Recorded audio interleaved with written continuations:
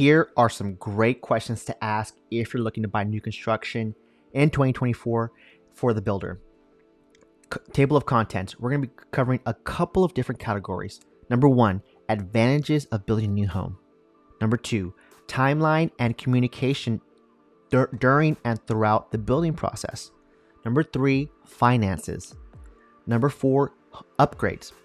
5, community benefits. And lastly, 6, customer satisfaction.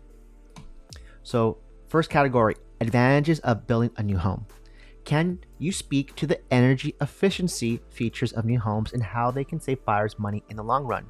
Now, most builders are building with the latest building codes. So they're going to have very efficient homes where you're going to save on your utility bills.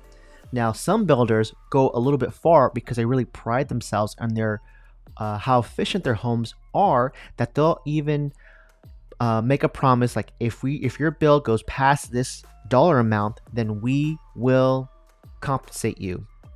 Now, granted, that was something that I saw last year. I'm curious to see if they're still kind of running that promotion. But point being, some builders pride themselves on how efficient their homes are. And I know if you're really into sustainability in that way, Whisper Valley in East Austin is a master plan community that's just all their homes are built with that in mind. They have something called geothermal heating and cooling, which is a pretty cool concept, and it's a great way to save utility bills because they're actually pulling air from the ground, which is a whole nother video in and of itself.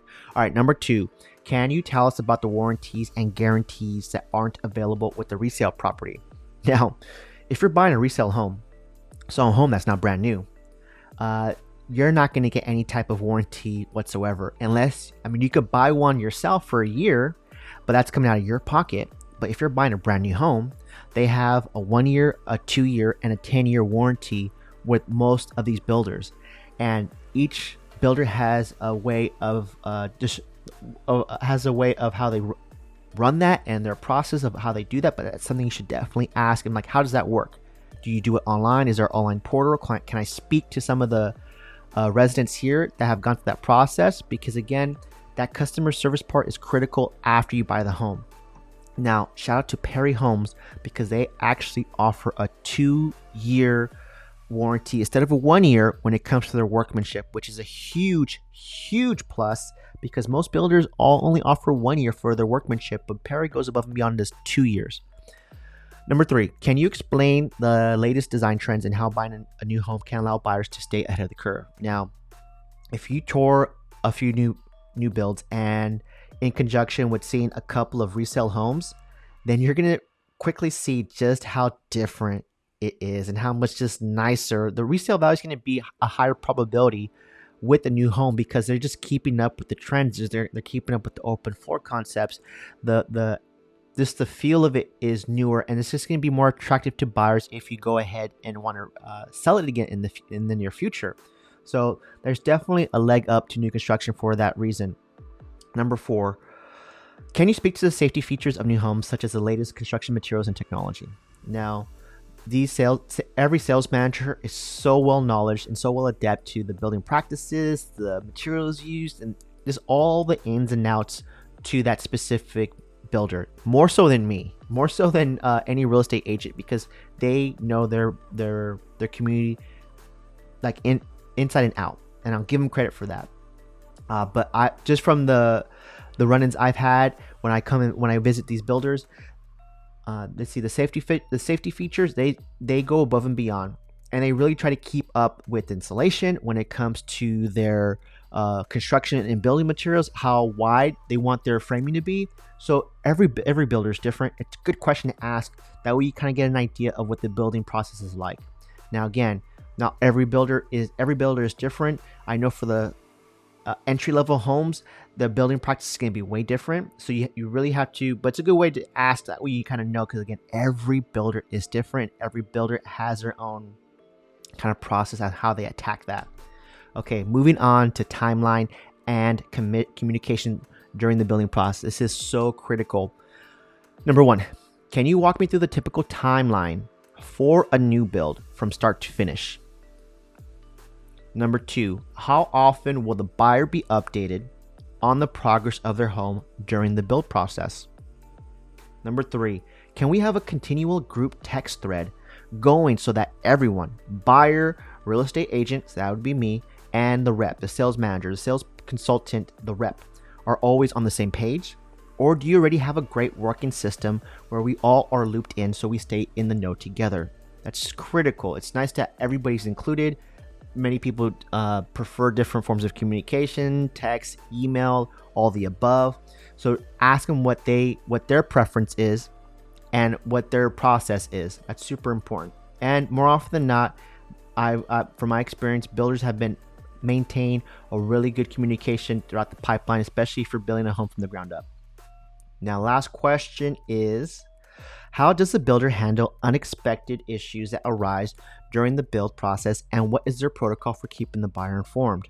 Now, this was very prevalent during the pandemic era because there was a lot of shortages in building materials. I know we all saw about the shortages in about wood, and I know when I was touring the homes during that time, windows were a big shortage, and that was delaying the whole build of the house.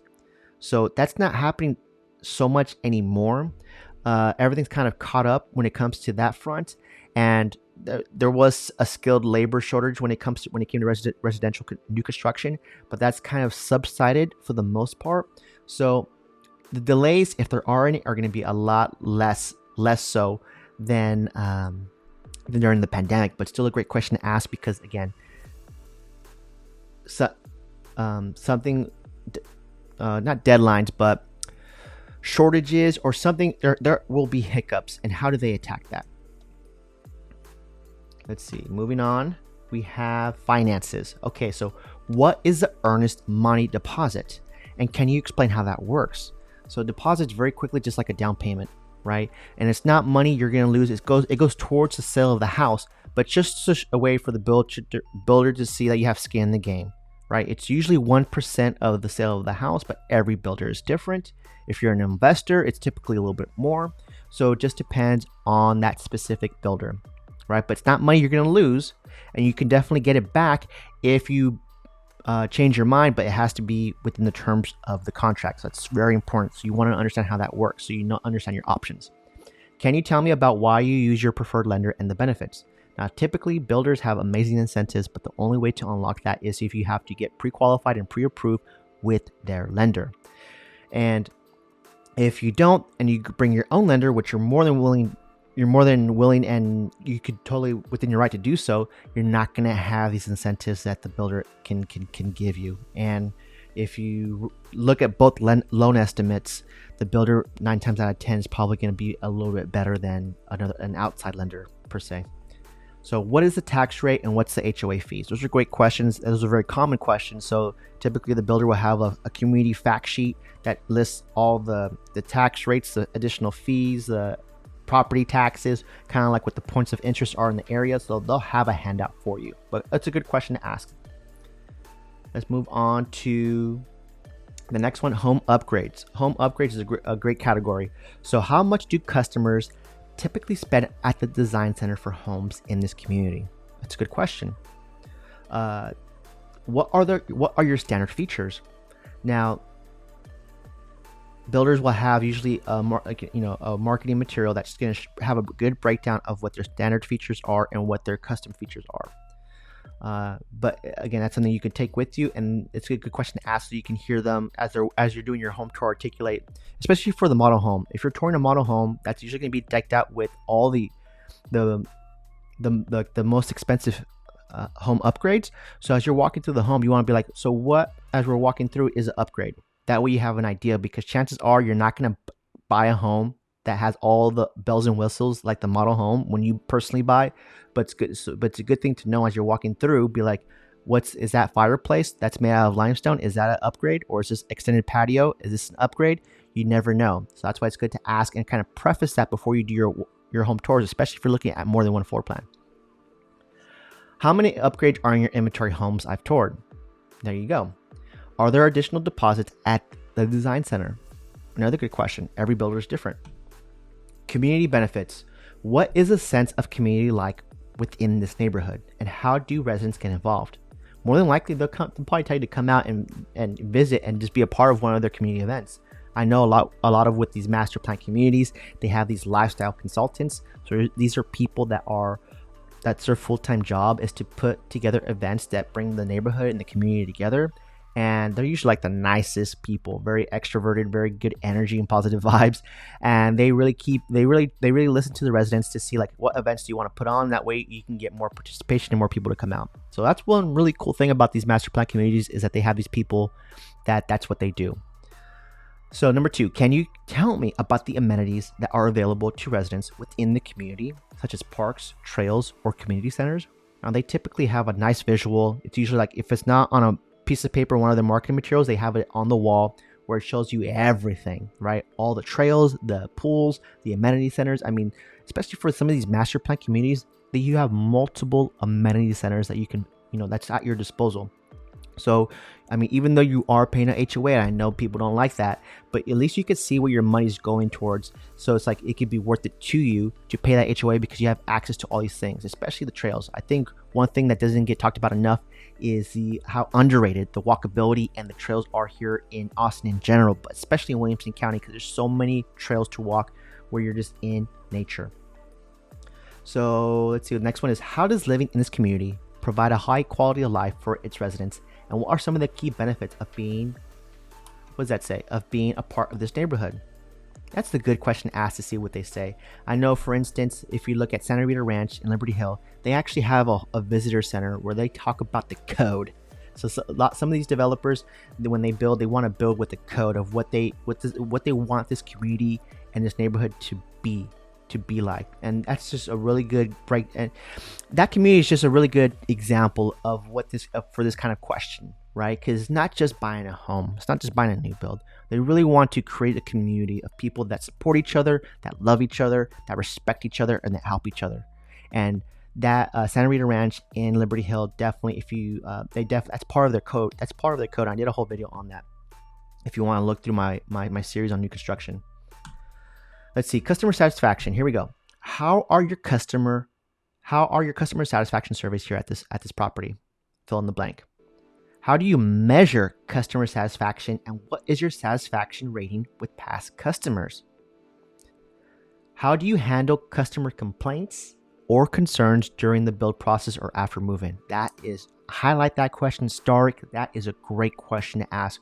That should be like a question you write down and you ask all the builders. Number 4, how do you handle warranty claims, and what is your warranty coverage for new homes? Another great question. Another thing to add to that is, if when they handle the warranty claims, are the same people that built the house fixing it as part of a warranty claim, or are you hiring an outside third party? That makes a big difference. Not every builder have the same viewpoint on that, so it's a good question to ask. Okay, that was it. That wraps it up. So again, these are great questions to ask if you're looking to buy new construction, and when you go to the sales manager. If you like these questions, I have a lot more that I ask when I'm doing my touring. That way I get a good feel for the community, and I get build. This is a good rapport building exercise that I do with when I meet a new salesperson, to get a feel of like how they're all the ins and outs of the build and just the community in general. But I can send this to you in a PDF, in an email. Just DM me on Instagram. I'm more active on there, and to respond to messages, or just drop your email and I will send that out to you. Again, asking great questions is only going to lead to a better conversation, a more enlightening and enriching conversation when it comes to buying new construction.